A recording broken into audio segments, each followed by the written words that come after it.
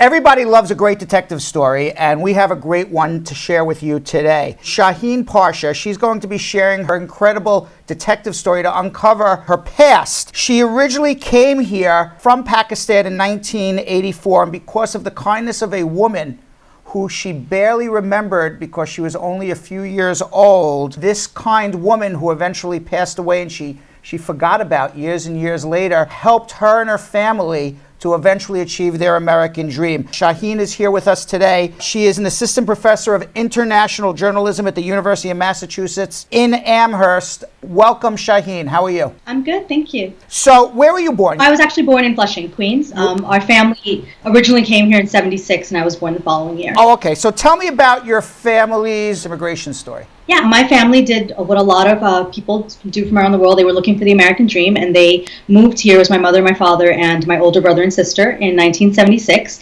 And they originally figured that they would, come for a couple of years. My dad wanted to, he figured he'd get like a master's, Right. He wanted to do something like that.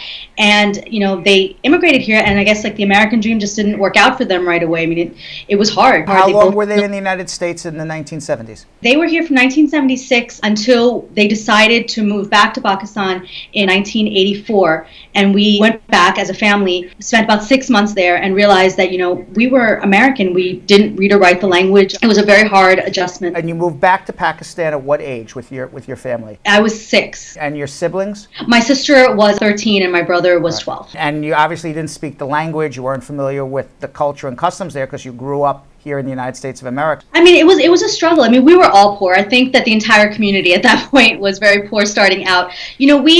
I didn't speak the language. We understood it. I think what a lot of kids, my kids can kind of understand Urdu, but they don't really speak it. I think we were all in the same boat then. My sister spoke it better than the rest of us. I didn't speak it at all. And we moved back to Pakistan, and it was a culture shock. Your family came, you were born in America, you moved back to Pakistan for 6 months, and then returned to the United States in 1984. Yes. My father stayed in Pakistan at that time, and my mother decided, that she needed to help her kids, and the kids we weren't able to go to school. We were all very smart. We weren't able to go to school. We were really struggling. And she said, you know what, this isn't working. We need to go back. And I'm going to go back. I'm going to, get a job. I'm going to, call my, husband back. My dad was in Pakistan. He was sick. We actually arrived, I believe, on Thanksgiving Day of 1984. So how was it when you arrived? You come back with basically the clothes on your back and maybe a suitcase full of stuff. No real money in your pocket. What did your mom do? How did you survive? As a community, we were hoping that, the community would be able to help us get back on our feet, but everybody was struggling at that point. And it was one of those questions, well, why would you come back alone? Like, why would you come back without anything? And so, we bounced around for, a couple of days in a couple of different people's houses until, one family uncle just basically said, you know what, this is not working. We all have struggles. We all have problems. And this was your choice, and you're going to have to leave. My mom had put us back in school. We left that morning for school. She really hadn't mentioned what was happening at that point, but she realized that, when we would get back from school, that, she would have to find a place to stay, and she knew the only place at that point that she had to go was a homeless shelter. So we were all in school, not really understanding what my mother was going through. And after she dropped us off, she was trying to figure out what to do, and she was sitting on the stoop of an apartment building in Borough Park, which is where we used to live before we moved back to Pakistan. And that's where the landlady found her. So there's a landlady. Who is this landlady? How did your mom know her? How did they find each other? She was the owner of a building where we used to live. Before we had moved to Pakistan, we lived in this building in Borough Park, in a 2-bedroom apartment there. And she was a landlady. We paid her rent. Your mom's sitting on a stoop. You're going to eventually move into a homeless shelter that evening. You have nowhere to live. And just by coincidence, the woman who rented you an apartment on your previous trips to America walks by your mom, and I guess they say hello, and your mom says what? Really lovely Hispanic woman that had been a neighbor of my mother's, saw her there and said, okay, what are you doing? My mom explained the story, and she said, okay, wait here. And she was really kind. She said, look, worst comes to worst, you come stay with us. We have a 1-bedroom apartment. You can stay in our living room. You shouldn't have to go to a homeless shelter. But she said, wait here. And then what my mother didn't know was that she went to the landlady and said, do you remember old tenant? She's outside, she's sitting outside, and the landlady came and found my mom sitting on the stoop and got the story from my mom, and within a course of a few minutes just said, you know what, I have a 4-bedroom apartment, you can move in with me. Was this landlady a Pakistani lady? No, she was a white American woman. We didn't know much about her at all. Honestly, she was just this nice old white lady that lived in the building. How long did this go for? We stayed there for about 6 weeks to about 2 months at that point. She was really, really generous. She offered anything, that she had, but my mother is a very strong, proud woman. And so my mother, didn't take anything from her. She didn't even want to cook anything in the kitchen. She just said, look, this is enough. And my mom immediately went and she started pounding the pavement. She got a job.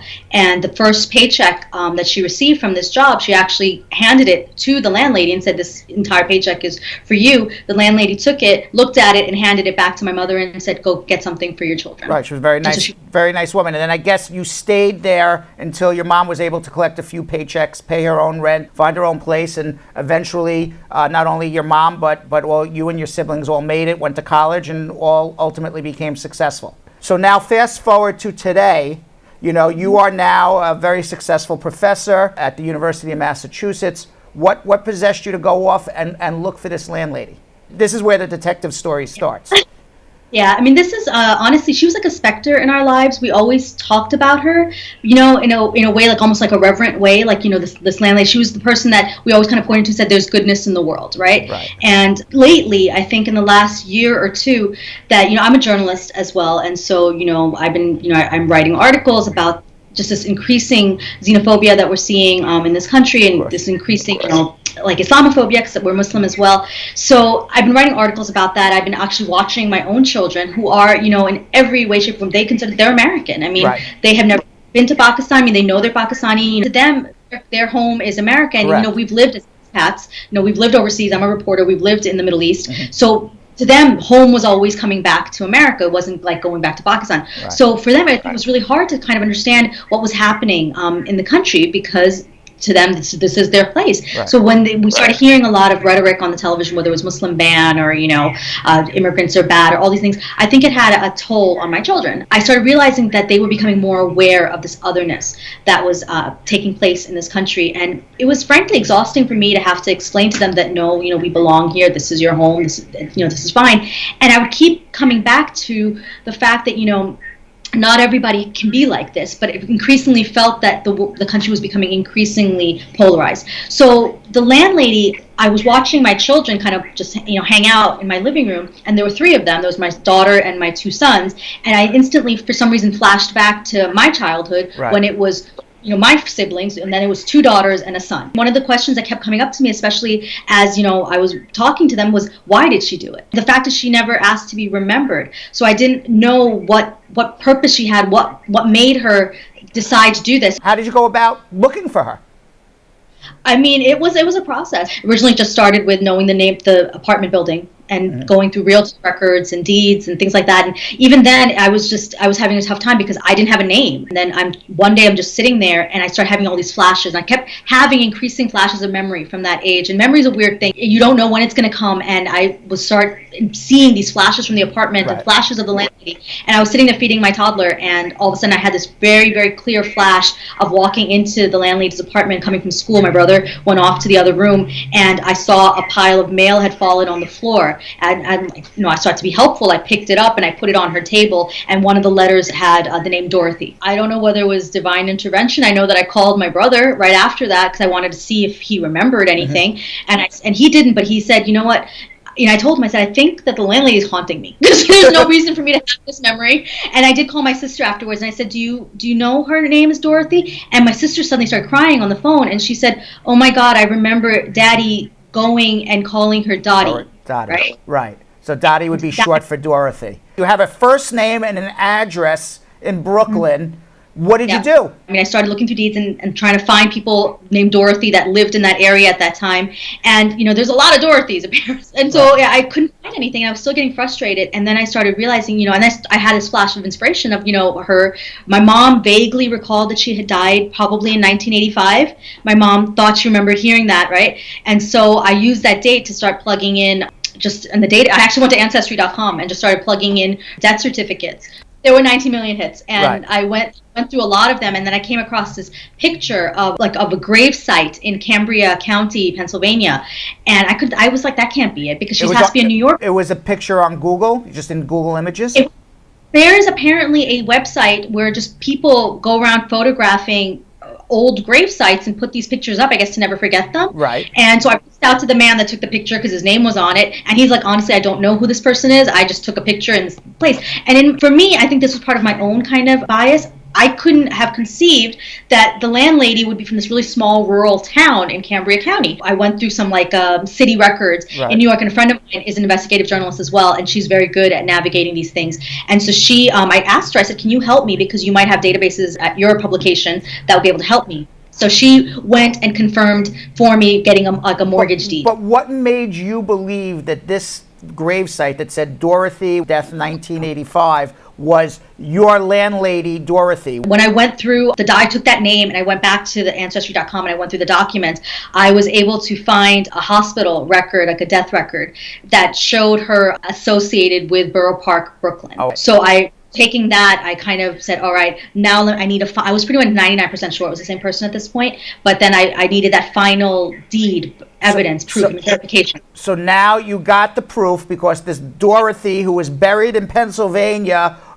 owned the deed to the property, and she did die shortly after your family did when you were 5, 6 years old. Was that the end of the story? It wasn't, because that wasn't enough for me. I mean, I now had a name to her, but to me, it became like, okay, well, she didn't ask me, remember, who is she? Why is she doing this? Why did she do it? Why am I so motivated to find her? And I felt like until I had those answers, I couldn't rest. So I basically went through Ancestry.com to all their databases, and I started sending out emails to everyone that was remotely connected with this family and this name.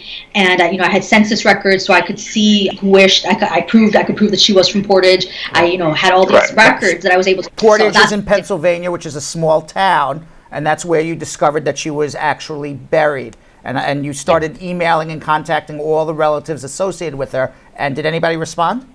Yeah, a couple people responded. They said that they didn't know her, but one finally said, you know what, I believe this is her niece. And so she gave me the name for her niece, and I sent her a message, and she responded a couple of days later and said, yeah, Dorothy was my Aunt Dot, which fit with what my father remembered, or which my father called her, and said, I'd be happy. She's my mother's sister, so I'd be happy to tell you anything I know about her. And this is the picture of the landlady here that we're looking at. Yes. So what did you find out about her? I mean, she was fascinating. She was a child of immigrant parents. Her family had moved here from Germany, drawn by a desire to, once again, the American dream. They were in a coal mining town in Germany. They moved to a coal mining town in Pennsylvania, and they set up shop. And they were poor as well. She struggled. They had about 5 children. And when she was in her teens, she realized that the economy was dying in Portage. The coal mines were being shuttered, and she decided to go off and make it on her own. And she came to Brooklyn, became a housekeeper, eventually met a merchant marine named Walter Volkammer, who everyone apparently called Butter, but nobody can tell me why.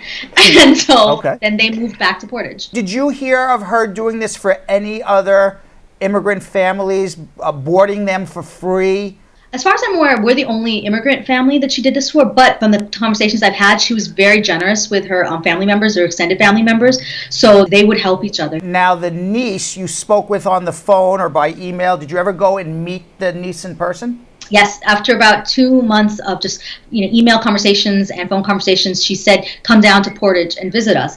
And I went, and for me, it was one of the most life-changing experiences. So tell me what you found in Portage. Tell me how it was. I mean, this was life-changing for a combination, because one, it was this tie to this woman that I suddenly had a name for. And in meeting Veronica, she is just as kind and sweet and, nice as the landlady was. Very open-hearted, very loving. And then when she invited me to Portage, it was a small town. It's in the heart of Trump country. And so when I was going there, this is where I had to sort of just deal with my own sort of preconceived notions and biases. And I think we all have them. And this really made me confront mine, especially because of everything that was happening. I was becoming more and more insular. I didn't even realize how much I felt like I was othering myself from everyone else, because I was just convinced that it was us versus them, and everybody's bad, and I didn't want to be that way. I walked in, and people were looking. They would try and figure out who I was, because it's a small town. There's only, it's a couple of thousand people, so they all knew I wasn't from there. Right. But there was It was a very welcoming town, and the people that I met were just absolutely lovely. And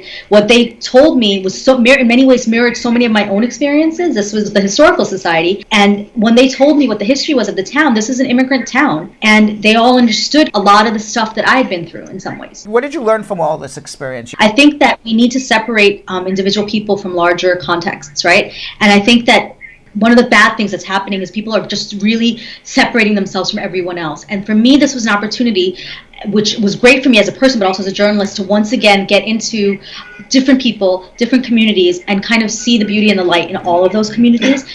You know, when people mix and meet and you realize you have a lot more in common than you have not in common, that's when people say, you know what, they're not so bad. You get this, you know, me versus them, you know, somebody's going to survive and somebody's not. And, you know, I think that's where you get that anti-immigrant feeling from, where people are saying it's an us versus them mentality versus, but it's not an us versus them, because once you know the immigrant, they're part of us.